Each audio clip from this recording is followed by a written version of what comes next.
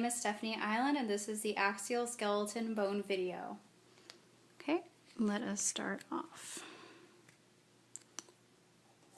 This here is the frontal bone. This is the parietal bone, the temporal bone, and the occipital bone. And right here is the external occipital protuberance, which helps connect the vertebrae to the skull.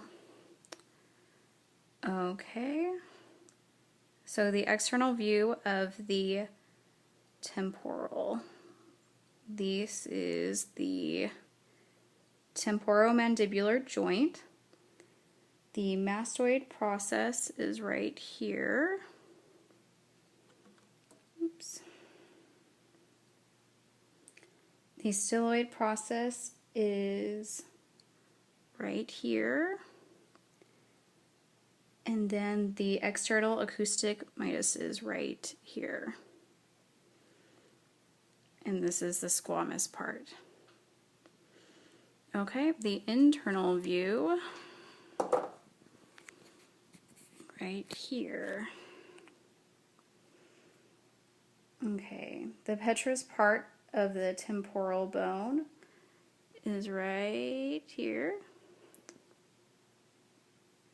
The internal acoustic mitus is right back here. And the petrous part of the temporal bone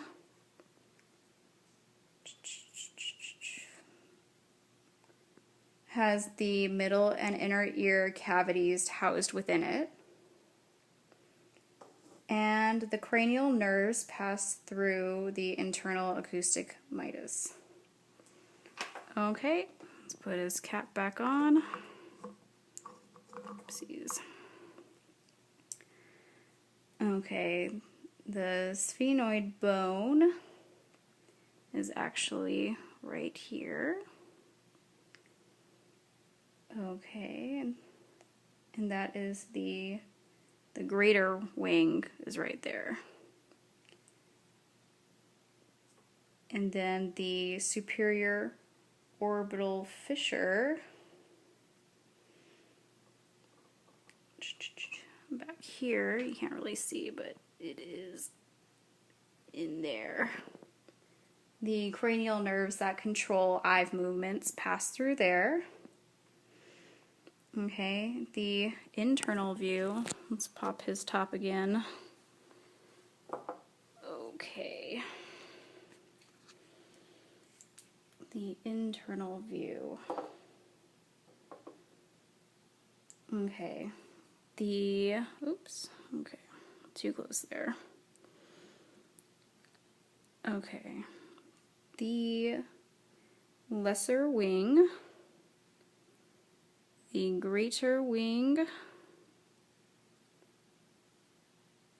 okay, the optic canal, which is right there,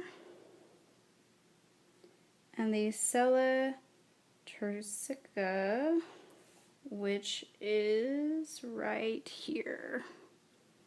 Oops, hard to see. Okay, now the optic nerves pass through the eyes through the optic canal, and the pituitary gland sits in the sella turcica. Okay, next page. Let's see. The ethmoid bone is actually on the outside. It is, it's on the internal view. It's up here. The crista galli is, oops, right there. And the cribiform plate is right there. Sorry, right there and then right there. Okay, the crista galli helps secure the brain in the cranial cavity, and the cribriform plates, the filaments of the olfactory nerves pass through there. Okay, so the sutures, put his lid back on again. Put it on right for this one. Okay, so this is the coronal. This is the sagittal. Let's see. The lambdoid, which is back here. Okay. And then the squamous, which is right here. Right there on the side. Okay. So the coronal is where the parietal bones meet the frontal bones anteriorly. The sagittal is where the parietal bones meet superiorly at the cranial midline. The lambdoid is where the parietal bones meet the occipital bone posteriorly. And the squamous is where a parietal and temporal bone meet on the lateral aspect of the skull. Okay, so moving on to facial bones. Okay, so facial bones. The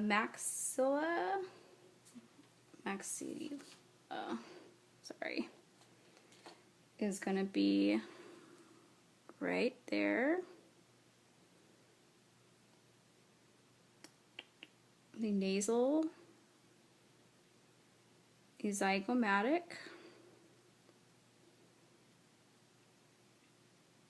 The ethmoid, which is right here as well. The vomer, which is right there. The inferior nasal concha, which is hard to see, but it's in there too. Okay. The temporal bone and the zygomatic bone form the temporal arch, the zygomatic arch. The perpendicular plate of the ethmoid bone and the vomer form the bony nasal septum. And the inferior nasal concha forms part of the lateral walls of the nasal cavity and is one of the turbinates of the nose. Okay, so moving on to the mandible. This is the body of the mandible. Okay.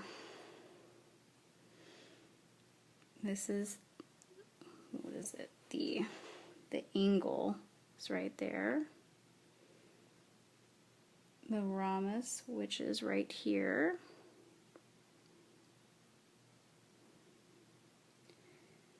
The mandibular condyle is actually right here. The mandibular notch is, it's hard to see, right there. And then the coronoid process is, up there too, back there. I'm sorry, right here. Okay, cool.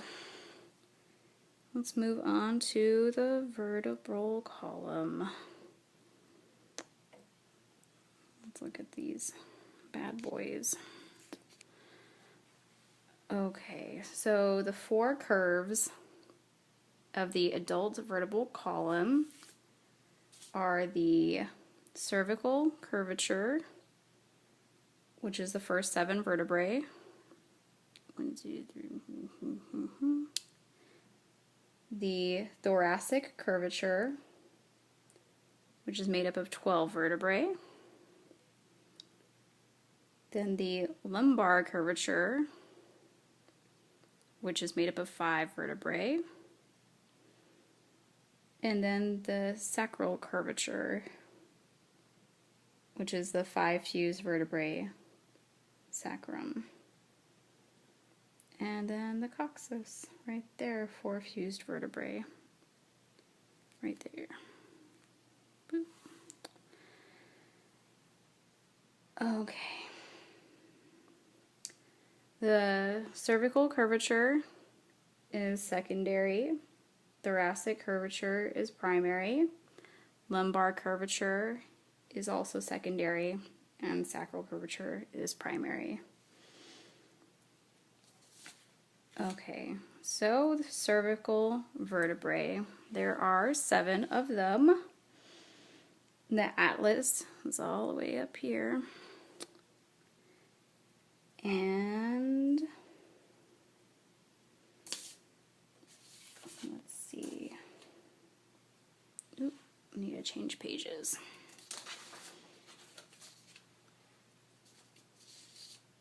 Okay.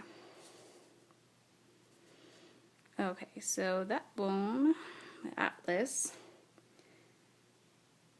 is used to articulate with the skull and allows you to nod yes. Yes.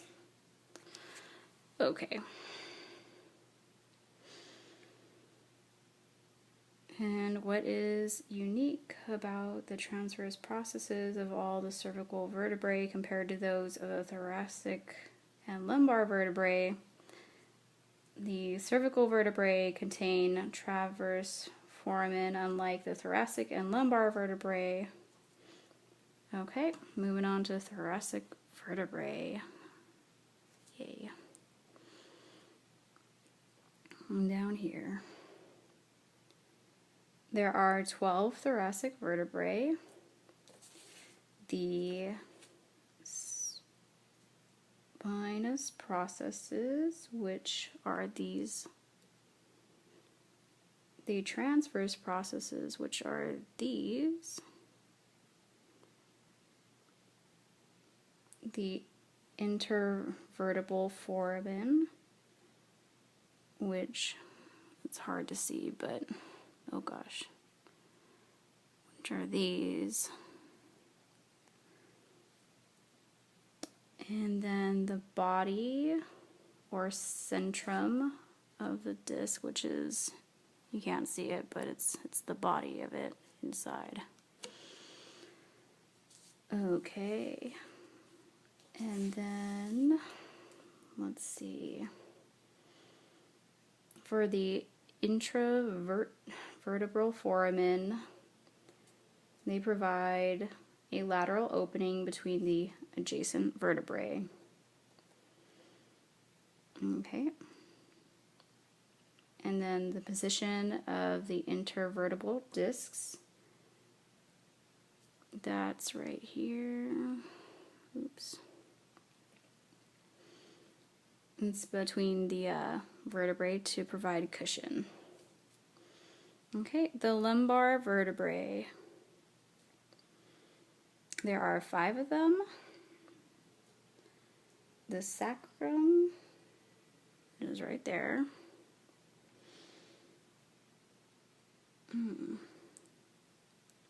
Okay. There's 5 of them fused together right there. And then the coccyx, which is down there. Okay, so the sternum. Moving on. There we go. The manubrium, which is right there. The jugular notch. The body. And then the xiphoid process, which is right there. Okay, so the ribs. Right here. Okay, so the vertebrosum